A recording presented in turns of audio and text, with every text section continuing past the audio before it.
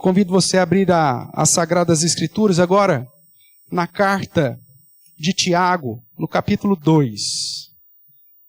Há um mês e pouco atrás, nós começamos a estudar a carta de Tiago. Trabalhamos já com o primeiro capítulo e a primeira parte do capítulo 2.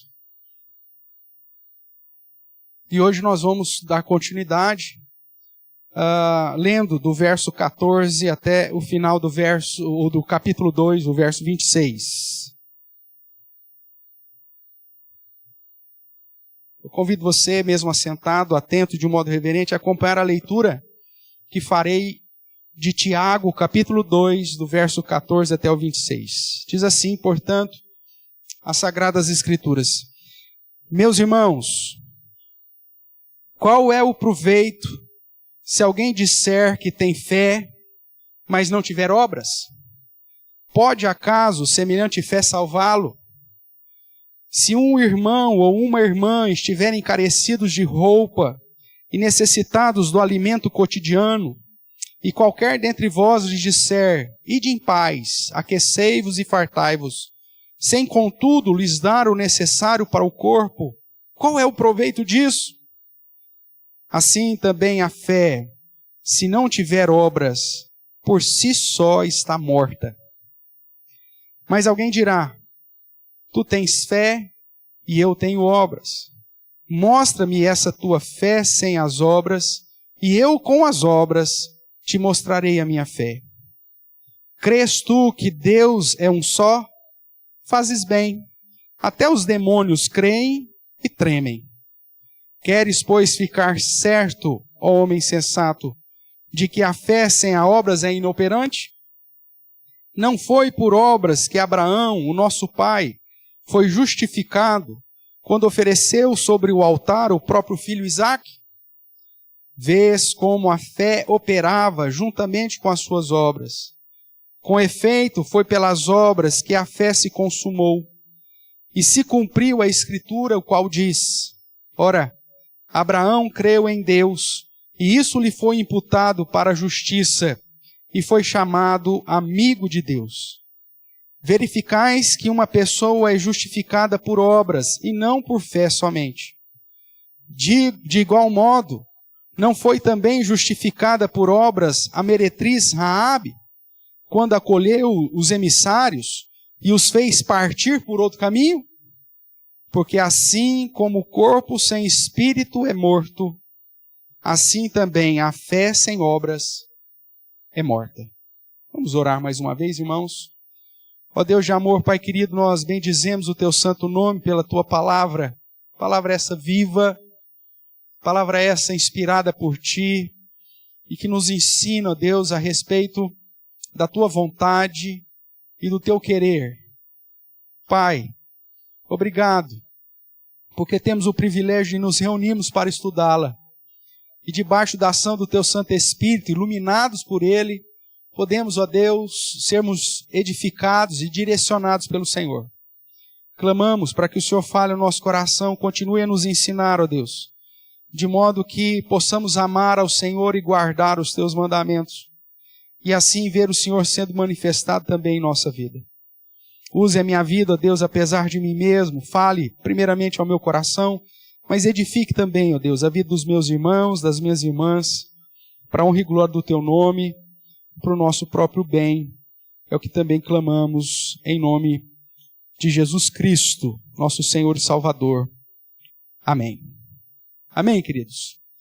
Vamos relembrar um pouquinho, né? Nós estudamos aí já, como eu disse, há um mês atrás, iniciamos o estudo sobre o livro de Tiago, ou a carta de Tiago, e vimos que um dos objetivos da carta de Tiago é responder sobre como podemos de fato saber a respeito da verdadeira religião.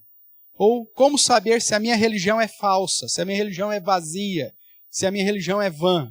Ou se aquilo que eu digo é apenas da boca para fora. E ele vai então nos chamar a atenção de alguns detalhes, tanto para a realidade do nosso dia a dia, como para práticas que se esperam dos verdadeiros discípulos de Cristo, para provar se nós estamos na verdadeira religião ou não.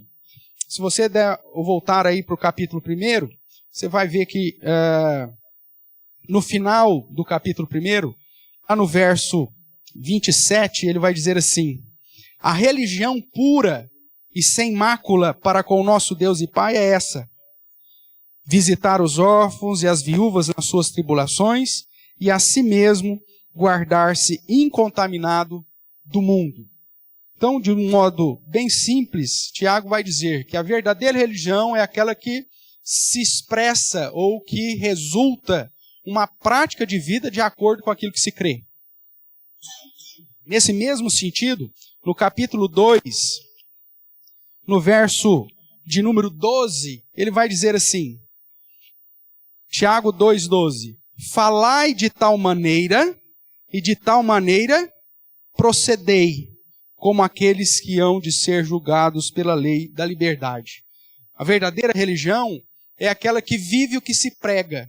Por isso ele diz, falai aquilo que você, ou do modo que você procede. Ou seja, viva de acordo com aquilo que você creia. De certa forma, é nesse sentido que ele vai apontar para a verdadeira religião. E o contrário, obviamente, aponta para uma religião vazia, uma religião falsa, uma religião enganosa, uma religião vã, como ele diz no verso 26 do capítulo 1. Agora, como saber se a sua fé de fato é bíblica? Como saber se a sua fé é correta, é pura, é sem mácula? Então nós vimos no primeiro capítulo da epístola de Tiago, que num contexto de perseguição e dispersão dos crentes, esses estavam sendo encorajados a permanecerem firmes apesar das provações. No capítulo 1, inclusive, nós vemos Tiago tratando das provações de uma maneira recorrente, né? Então as provações, segundo Tiago, são usadas por Deus para nos conduzir à perseverança, para nos conduzir à dependência de Deus, e ao mesmo tempo as provações são instrumentos nas mãos de Deus para nos conduzir à fidelidade cristã.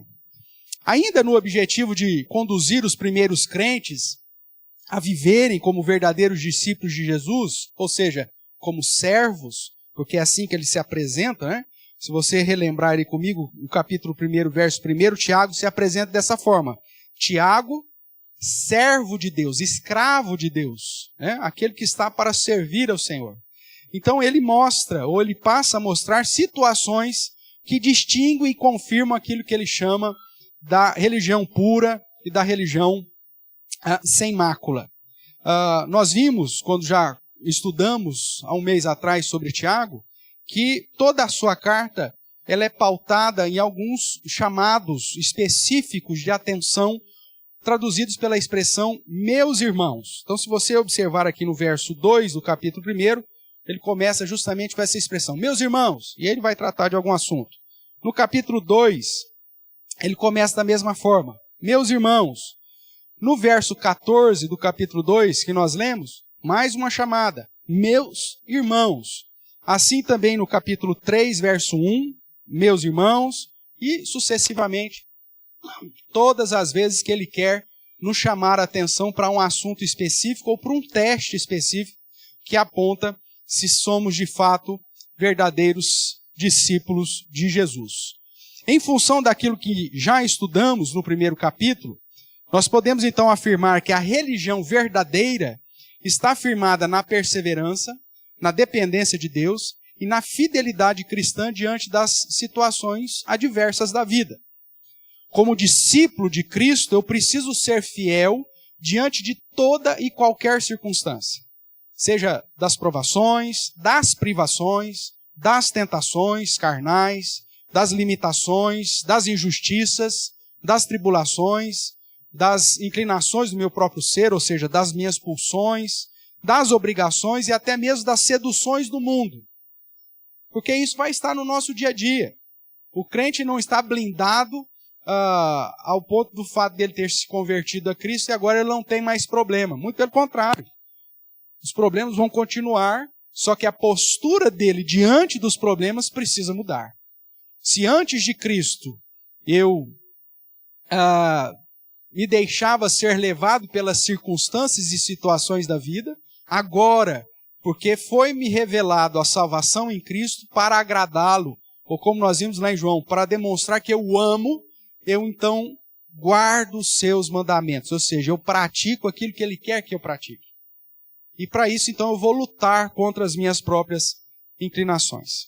Depois, então, dessa chamada inicial, em mais um momento, nós vemos Tiago usando a expressão aqui no verso 14 do capítulo 2, meus irmãos, para começar a tratar aí de exemplos práticos do dia a dia. Usando, então, exemplos cotidianos e facilmente vivenciáveis, Tiago, semelhante à própria didática do Senhor Jesus Cristo, leva o leitor a visualizar situações e observar corretamente a postura de um verdadeiro cristão.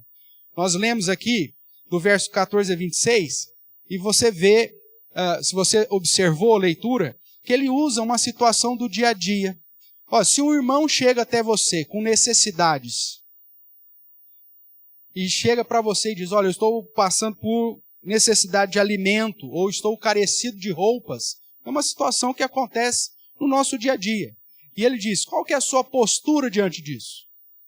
Dependendo de como você age nessas questões cotidianas, é que vai ser revelado se a sua religião é verdadeira ou se ela é vã. Se a sua religião é falsa ou não.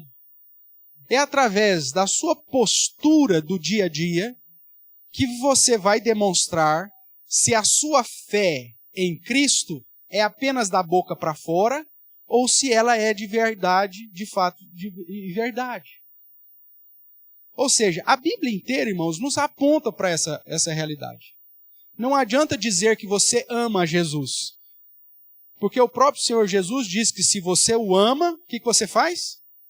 Guarda os seus mandamentos. Ou seja, coloca em prática aquilo que ele mesmo já te ensinou. A verdadeira fé não é apenas de boca para fora. Não é apenas falar que é cristão. Eu sou cristão. Eu sou presbiteriano. Eu sou da igreja tal. A sua atitude diante das situações, e inclusive de situações adversas na vida, é que vai, de fato, demonstrar se você tem fé real e verdadeira em Cristo Jesus. Ou se a sua religião é apenas uma religião vazia. Esse é o objetivo, portanto, aqui de Tiago. De um modo simples e eficaz, Tiago então começa a nos falar sobre as características de um verdadeiro cristão. E nós já começamos a tratar disso, então, há algum tempo atrás, e só vou relembrar aqui, né? A primeira característica do verdadeiro cristão, segundo Tiago, capítulo 2, do verso 1 até o verso 13, é que esse cristão ele não faz acepção de pessoas. A relação, portanto, aqui entre a fé e as obras, ela é independente. Aquilo que eu professo crer precisa estar associado àquilo que eu realizo no dia a dia, à minha prática do dia a dia. E se eu digo que creio num Deus que não faz acepção de pessoas e por isso salva tanto judeus quanto gentios, eu mesmo não posso fazer acepção de pessoas. É disso que vai tratar o início do capítulo 2, que nós já estudamos há um tempinho atrás. Mas a segunda característica de um verdadeiro cristão, tratado aqui do verso 14 até o verso 26, e que nós vamos começar a estudar agora, refere-se ao fato de que o verdadeiro cristão ele possui uma fé, não apenas da boca para fora, mas uma fé que gera obras, uma fé operosa. O próprio apóstolo Paulo já usou essa expressão fé operosa, ou fé que gera obras. Vamos dar uma olhadinha em Tessalonicenses? Marca aqui Tiago e vá comigo para 1 Tessalonicenses. 1 Tessalonicenses, capítulo 1, verso 3. Paulo aqui está dando graças a Deus pela vida dos de Tessalônica, dos Tessalonicenses, e ele dá graças a Deus recordando de algumas posturas. Então veja aí, vou ler o verso 2 e o verso 3. Damos sempre graças a Deus por todos vós, mencionando-vos em nossas orações e sem cessar, recordando-nos diante do nosso Deus e Pai do quê? Primeiro, o que está escrito aí? Da operosidade da vossa fé. De uma fé que gera obras, a operosidade da vossa fé.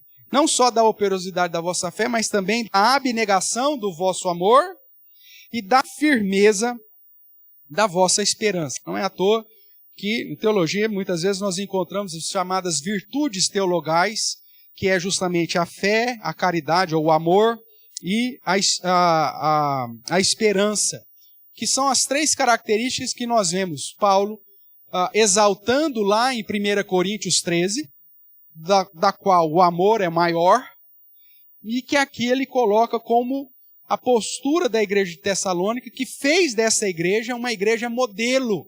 Veja aí o verso 7 do capítulo 1. De sorte que vos tornastes o quê? O modelo para todos os crentes na Macedônia e Acaia. Por que eles se tornaram crentes modelos? Porque eles tinham uma fé operosa, porque eles tinham um amor abnegado e uma esperança firmada nas promessas do Senhor Jesus. Então, voltando aqui para Tiago, capítulo 2, a segunda característica do verdadeiro cristão é que ele tem uma fé operosa. Ele pratica aquilo que ele declara crer. Porque ele sabe que a fé e as obras têm uma relação de interdependência. Apesar de serem independentes, elas estão interligadas. E ao mesmo tempo ela tem uma relação de sinergia. Porque se eu falo que tenho fé, mas vivo de um modo contrário àquilo que eu digo, ou a crença, ou os ensinos de Cristo, então eu sou um mentiroso. E por isso, então, se eu creio em Cristo, isso precisa ser demonstrado nas minhas atitudes, nas minhas ações, porque as obras é que completam, portanto, aquilo que eu digo crer. E ao mesmo tempo, a relação da fé e das obras, ela é de cumplicidade, porque elas são parceiras na atividade da prática cristã. Se eu simplesmente falo no que eu creio, mas se eu não coloco isso em prática na minha vida, se eu não procedo de acordo com aquilo que eu creio, se eu não pratico aquilo que eu prego, então eu sou um falso. E a minha religião é vazia, a minha religião é vã. Então, de certa forma, nós vemos Tiago dizendo aqui no capítulo 2, do verso 14 até o verso 16, que a fé que não se manifesta por meio de obras ou de boas obras, não é uma verdadeira fé, mas sim uma crença vazia. Uma crença vazia que até os demônios têm. É esse o argumento que ele usa. Observe aí no verso 19. Crês tu que Deus é um só? Ele te diz, fazes bem, porque até os demônios creem e tremem.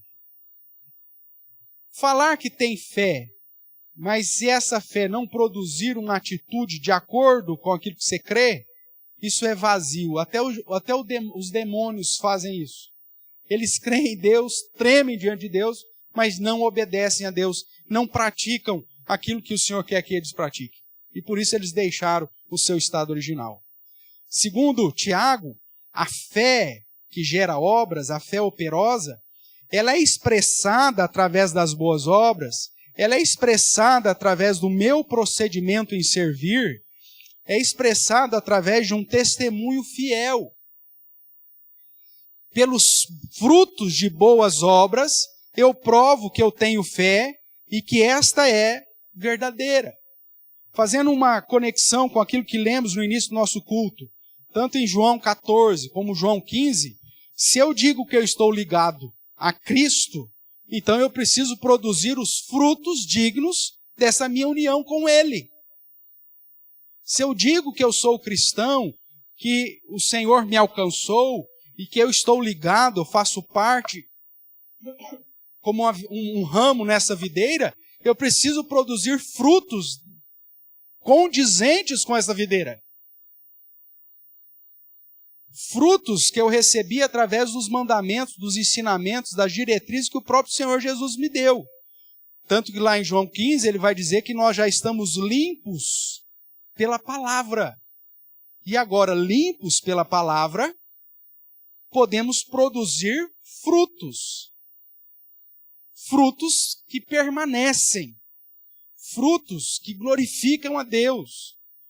Ações ou obras que demonstram que a minha crença não é uma crença vazia, não é uma crença só da boca para fora.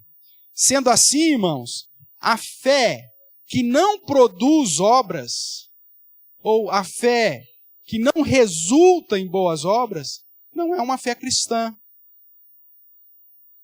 É um sofismo. É uma demagogia. Nós falarmos que amamos a Cristo, que amamos a Deus, que queremos servir, que como cantamos, que temos fome dEle, que nos prostramos diante dEle. Porque se isso não resulta em atividades práticas do dia a dia, nós não entendemos. Usando mais uma vez o argumento do apóstolo Paulo em Efésios capítulo 2, ele nos diz que não somos salvos pelas obras, é verdade. Mas uma vez que fomos alcançados pela graça de Deus, pela misericórdia de Deus, recebendo a fé salvadora que vem do Senhor, Ele mesmo nos conduziu para as boas obras que Ele preparou de antemão para que andássemos nela. Quando nós olhamos para o ministério terreno de Jesus, nós vemos que o próprio Senhor Jesus nos ensina que aquele que o ama, esse pratica os seus ensinos. Esse segue os seus passos. Segue após ele. E Jesus, ele vem e durante seu ministério terreno, além do ensino e da revelação, ele mesmo dá o exemplo de obras. Em servir, em curar, em transformar, em gerar vida. E como Cristo, ou como discípulos de Cristo, precisamos seguir os seus exemplos, irmãos. O problema da nossa geração é que a nossa fé tem sido muito teórica. Nós temos, e é bom que isso aconteça, investido boa parte do nosso tempo no conhecimento da ortodoxia, no conhecimento correto da doutrina.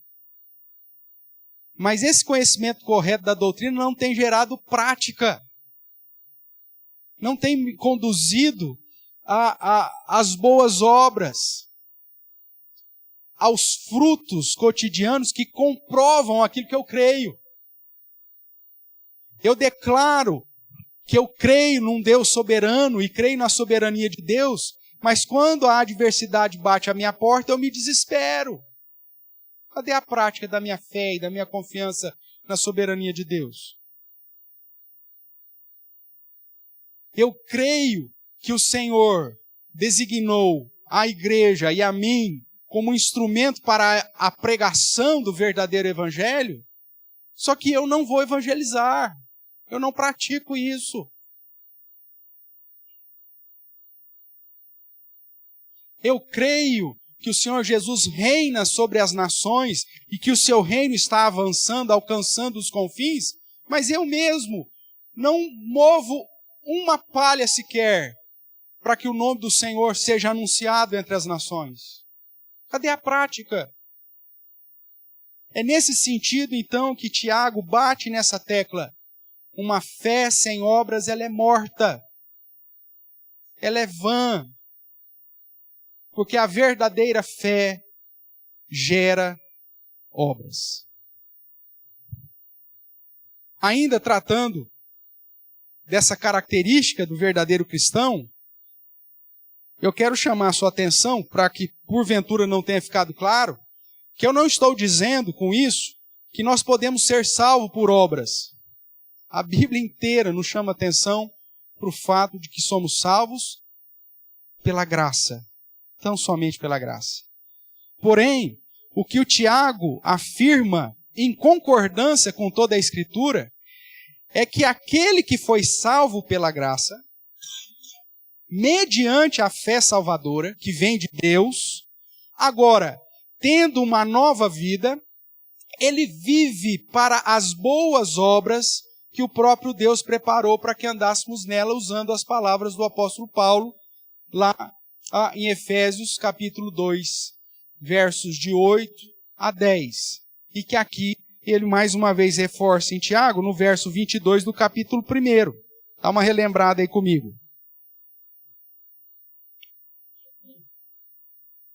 Tornai-vos, pois, praticantes da palavra e não somente ouvintes, enganando-vos a vós mesmos.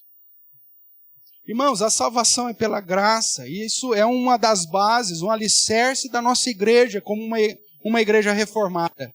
Porém, a salvação pela graça, ela te conduz à prática das boas obras que Deus preparou para que você andasse nela. Para praticar aquilo que você crê. Nós não fomos chamados simplesmente para serem simples ouvintes da palavra, para tomarmos conhecimento cada vez mais da doutrina e das verdades reveladas das Escrituras. Mas somos chamados para ouvir, aprender e praticar. Colocar em prática aquilo que o Senhor mesmo já nos ensinou. O verdadeiro cristão, ele vive o que prega. Ou seja, ele mostra a fé genuína por meio das obras. É através da minha prática do dia a dia que eu comprovo se eu creio ou não em Deus, se eu obedeço ou não a Deus, e se eu estou de acordo com os ensinamentos dele ou não. A segunda característica, portanto, do verdadeiro cristão é que ele tem uma fé que gera obras, ou uma fé operosa. Jesus também afirmou isso para confirmar a sua missão. Ele mesmo diz para os discípulos de João Batista que observassem as suas obras. Lembra dessa situação registrada lá em Mateus 11? João Batista estava preso, e aí manda os seus discípulos perguntarem a Cristo, olha, pergunte se ele é o Messias mesmo ou se devemos esperar outro. O que Jesus faz? Olha para os discípulos de João e fala assim, veja o que eu estou fazendo. Cegos estão enxergando, paralíticos estão andando, ou seja, olhe para as minhas obras. Porque as obras de Cristo é que confirmam que de fato ele é o Messias. E a sua obra confirma que de fato você é um discípulo do Messias. Se você se diz crente, mas isso não resulta em prática de boas obras, irmãos, a sua religião, segundo Tiago, é vazia, é vã, é maculada, não é a verdadeira. Como nós vimos em João 15:16, Jesus nos ensina que os discípulos produzem frutos. E ele deixa isso bem claro, não fostes vós que me escolheste, mas eu vos escolhi, para mostrar que a salvação de fato é pela graça, pela eleição de Deus. Mas ele diz, e eu vos escolhi e vos designeis, para que vades e só aprendam. É isso que diz lá? Não. Para que vades e deis fruto, e que o vosso fruto permaneça. Essa é a ideia, irmãos. O verdadeiro cristão, o verdadeiro discípulo de Cristo, ele produz frutos. A fé sem obras é farisaísmo. Os fariseus viviam assim. A obra sozinha é pragmatismo. O que nós precisamos é essa fé operosa, esse equilíbrio que demonstra que de fato somos um verdadeiro cristão. Agora, olhando de um modo mais próximo aqui de Tiago, capítulo 2, que obras seriam essas que demonstram que eu sou um verdadeiro crente? O verdadeiro cristão, ele possui uma fé operosa, ou seja, uma fé que gera obras. Mas que obras seriam essas, pastor? Segundo Tiago. Vamos observar aqui. A primeira obra que ele nos chama a atenção é a obra de caridade. Pastor, o cristão é caridoso? Pelo menos deveria ser. Ele deve estender a mão e socorrer o necessitado? Sim. É isso que Tiago vai nos dizer no verso 15 e 16. Observe aí. Se um irmão ou uma irmã estiverem carecidos de roupa e necessitados do alimento cotidiano, e qualquer dentre vós lhes disser, ide em paz, aquecei-vos e fartai-vos, sem contudo lhes dar o necessário para o corpo, qual é o proveito disso? Ou que prática cristã é essa que não estende a mão para aquele que está necessitado, para o irmão ou a irmã necessitado, que simplesmente fala, então tá, Deus abençoe. Irmão, eu estou passando necessidade, não tem nada para comer em casa. Oh, que coisa, hein, meu irmão? Que Deus te abençoe. Vai na paz. Você me desculpa agora, porque eu estou com o almoço na mesa e eu estou no horário de almoço, não posso dar trela para a gente conversar, não. Mas vá em paz e Deus proverá. Jesus, quando olha para os seus discípulos, e os discípulos chegam para ele preocupadíssimos, porque tinha ali milhares e milhares de pessoas, o tempo já estava passando, e aí um chega para falar, Senhor, manda esse povo embora, porque nós não temos nem lugar para comprar pão aqui. E mesmo se tivesse lugar para comprar pão aqui, meu Deus do céu, quanto que seria suficiente para comprar para que cada um tivesse um pedacinho? O que Jesus fala primeiro para eles? Dai vós mesmos de comer. Eu imagino a situação, Filipe e André diante daquela situação. Como assim?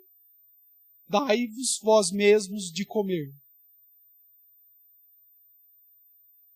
Nós sabemos que depois Cristo estava justamente no treinamento com os discípulos, preparando, porque depois ele manifestaria o seu poder, multiplicando os pães e os peixes. Mas, irmãos, ao mesmo tempo o ensinamento permanece. Pesa sobre nós, como verdadeiros discípulos de Cristo, agirmos de acordo com a nossa fé, de darmos nós mesmos de comer ao irmão e à irmã necessitada. Então, a característica do verdadeiro cristão é que ele tem uma fé operosa quanto à caridade. Ele está disposto a estender a mão para socorrer os necessitados. Segunda característica dessa fé operosa, não só da caridade, mas de um testemunho fiel, um bom testemunho. Verso 17 a 19. Assim também a fé, se não tiver obras, por si só está morta. Mas alguém dirá, tu tens fé e eu tenho obras. E aí ele vai dizer assim, mostra-me essa tua fé sem obras, e eu com as obras te mostrarei a minha fé. Crês tu que Deus é um só? Fazes bem, até os demônios creem e tremem. Ou seja, como que você demonstra, qual que é o testemunho que você dá, dizendo que tem apenas fé, se você não faz nenhuma obra? O testemunho é que essa fé é morta. Mas aí, Tiago, agora olhe para mim que eu vou te mostrar através das obras qual o tipo de fé que eu tenho. Ou seja, a fé operosa serve de testemunho a respeito da minha fé. E as pessoas estão atentas às nossas atitudes, irmãos. Estão tão atentas que na primeira vacilada que nós damos, eles olham para nós e falam assim, mas você não é crente? Dá um mau testemunho para você ver o que vai acontecer. Faz alguma coisa que não está condizente com a fé em Cristo Jesus. Mas é na hora. É batata. Ele vai falar assim, mas você não está indo na igreja? Mas você não é crente? Por quê? Porque eles estão ali observando as nossas obras para verem se as nossas obras estão condizentes com aquilo que nós falamos crer. As obras testificam a respeito da nossa fé. Então, a característica do cristão é uma fé operosa, porque essas obras condizentes com a fé servem para dar bom testemunho As pessoas vão observar os nossos feitos, as nossas realizações e como nós reagimos às situações para entendermos se de fato somos de Cristo ou não. Por isso, como verdadeiro cristão, você tem que gerar boas obras. Vamos caminhar mais um pouquinho. No verso 20, ele vai usar o exemplo de Abraão. E ele vai demonstrar que a fé operosa, além de produzir obras de caridade, obras de bom testemunho, usando o exemplo de Abraão, aponta para obras de obediência.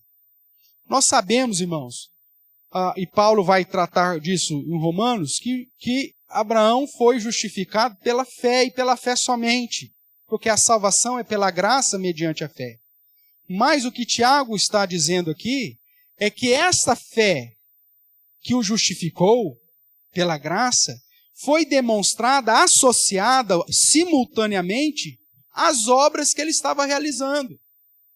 Não tem como você desassociar as obras de um verdadeiro crente, a obediência de um verdadeiro crente. Veja aí o que diz a partir do verso 20. Queres, pois, ficar certo, ó homem sensato, de que a fé sem obras é inoperante? E aí ele usa o exemplo de Abraão. Não foi por obras que Abraão, nosso pai, foi justificado, quando ofereceu sobre o altar o próprio filho Isaque? Vês como a fé operava o quê? Juntamente com as obras. Ele não está desprezando a fé, mas ele está falando que a fé que vem de Deus nos conduz às obras. Está junto e misturado. E aí ele vai dizer, não foi por obras que Abraão, nosso pai, foi justificado, quando ofereceu no altar o próprio filho Isaque? Vês como a fé operava juntamente com as obras. Com efeito, foi pelas obras que a fé se consumou. E se cumpriu a Escritura, qual diz, ora, Abraão creu em Deus, e isso lhe foi imputado por justiça. E foi chamado amigo de Deus. Irmãos, mais um paralelo interessante aqui com João capítulo 15. Lá Jesus nos chama também de amigos. Porque os amigos obedecem aquilo que ele manda. Lembra desse verso? Vocês são meus amigos se fizerem aquilo que eu vos mando. Se vocês praticarem aquilo que eu peço para vocês praticarem. Foi o que Abraão fez. Logo, a característica do verdadeiro cristão é uma fé operosa de obediência. Porque para ser chamado de amigo de Deus, você tem que obedecer aquilo que Ele te manda. Você quer ser amigo de Deus? Óbvio. Ótimo. Cumpra aquilo que Ele pediu para você fazer. É dessa forma que Ele fala lá em João. É assim que Abraão foi chamado de amigo de Deus, porque obedeceu e consumou através das obras aquilo que já estava no seu coração, a sua fé. Logo, como característica do verdadeiro cristão, a fé operosa de obediência é mais uma das características. E aí no verso 24 ele diz, verificais que uma pessoa é justificada por obras e não por fé somente. O que ele está dizendo é que essa fé que vem de Deus, que nos justifica, está sempre juntamente, operando juntamente com obras e vice-versa.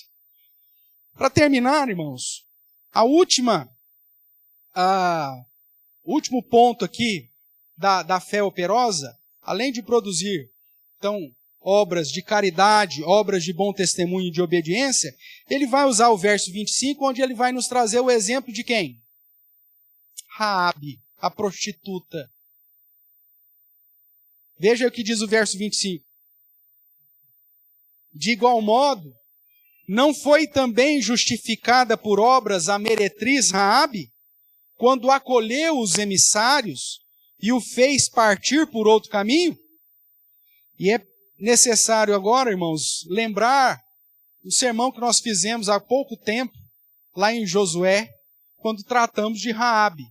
E nós vemos, se você não se lembra, depois você procura lá e vai ouvi-lo novamente, Mas, no contexto de Raabe, ela vai dizer aos emissários, né, que estava protegendo-os, porque ela sabia que Deus era poderoso e que todo mundo em Jericó estava temendo o povo de Israel pelos grandes feitos que o próprio Deus havia feito para com aquele povo, fazendo-os passar a pé enxuto no Mar Vermelho.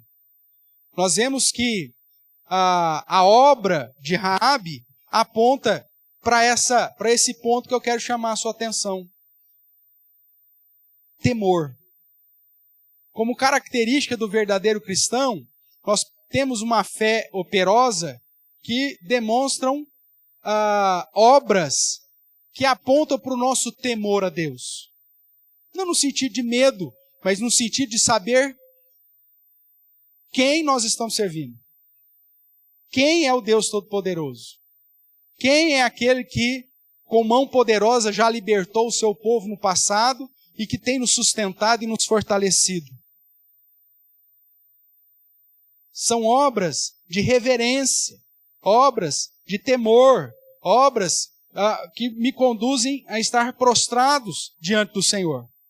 E é por isso o verso 25, ele usa o exemplo de meretriz, que por temer a Deus, protegeu os emissários.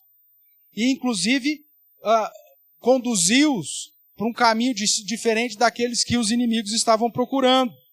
O verso 26 ainda diz: porque assim como o corpo sem espírito é morto, assim também a fé sem obra é morta.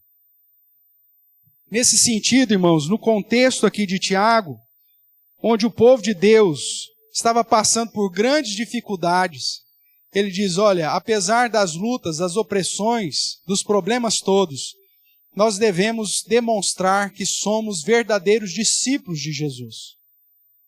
Para isso, você não pode fazer acepção de pessoas, é a primeira característica. E segundo, você precisa possuir uma fé operosa, com obras de caridade, com obras de bom testemunho, com obras que demonstram a sua obediência ou amizade a Deus, e acima de tudo, obras que demonstram temor ao Senhor nosso Deus. Concluindo, Tiago nos exorta dizendo que, como servos do nosso Senhor Jesus Cristo, o Senhor da glória, devemos possuir algumas características. Características essas que comprovam que somos verdadeiros ou verdadeiramente cristãos, e não apenas alguém que diz ser. Será que você está contado em que grupo? Aqueles que dizem ser ou aqueles que de fato são cristãos? Alguns testes são apresentados. O primeiro, da acepção de pessoas. E o segundo, da fé operosa. Existem outros que Deus vai nos permitir ainda estudar na sequência aqui da carta de Tiago. Mas esses dois já são essenciais para que nós começarmos a fazer essa autoavaliação. Será que nós estamos contados entre os verdadeiros cristãos ou simplesmente entre aqueles que se dizem ser? A primeira característica do verdadeiro cristão que Tiago trata com os crentes, a quem ele chama de irmãos e amados, é não possuir o favoritismo, ou seja, não fazer acepção. Como nós já vimos lá no verso 9 do capítulo 1, isso é pecado. E o segundo, ou a segunda característica do verdadeiro cristão que Tiago trata com os crentes, a quem ele chama de irmãos e amados irmãos, é possuir uma fé que resulta em boas obras. Segundo o verso 18, pelas obras nós provamos que a nossa fé é verdadeira. As suas obras têm provado que você é um verdadeiro cristão? Obras de caridade, obras de bom testemunho, obras de obediência e de temor a Deus? Conforme sabemos, as boas obras não salvam, mas os que foram salvos pela graça vivem em boas obras de caridade, bom testemunho, obediência e temor. Como o próprio Senhor Jesus deu exemplo, as suas obras indicam quem Ele é e indicam a sua missão. Também fomos chamados para brilharmos nesse mundo e agirmos em conformidade com aquilo que cremos. Nesse sentido, Jesus nos disse, e eu coloco aqui o texto de João 14, verso 12 a 14. Digo-lhes a verdade, aquele que crê em mim fará também as obras que tenho realizado. Fará coisas ainda maiores do que essas, porque eu estou indo para o Pai. E eu farei o que vocês pedirem em meu nome, para que o Pai seja glorificado no Filho. O que vocês pedirem em meu nome eu farei. Se me amais, guardareis os meus mandamentos. Irmãos, Jesus nos confiou fazer obras maiores. Porque o ministério terreno de Jesus foi focado só para o judeu, dentro de um contexto limitado da terra de Judá. Mas nós somos enviados como representantes dele para o mundo. E por isso as obras que nós realizamos hoje, não realizamos para o nosso próprio nome, mas como embaixadores de Cristo, realizamos para a honra e glória dele. Você tem feito obras maiores que o próprio Senhor Jesus designou que você o fizesse? A sua fé tem sido provada como uma verdadeira fé pelas obras que você tem praticado? Essa é mais uma característica do verdadeiro cristão. E eu espero que você possa, no seu dia a dia, a sua família, seu trabalho, o convívio interpessoal, demonstrar que a sua fé não é morta, mas que a sua fé é verdadeira e por isso é uma fé operosa. Através da caridade, do bom testemunho, de obras de obediência e cheias de temor, para a honra e glória do nome do nosso Deus e para o nosso próprio bem. Que Ele assim nos abençoe. Amém?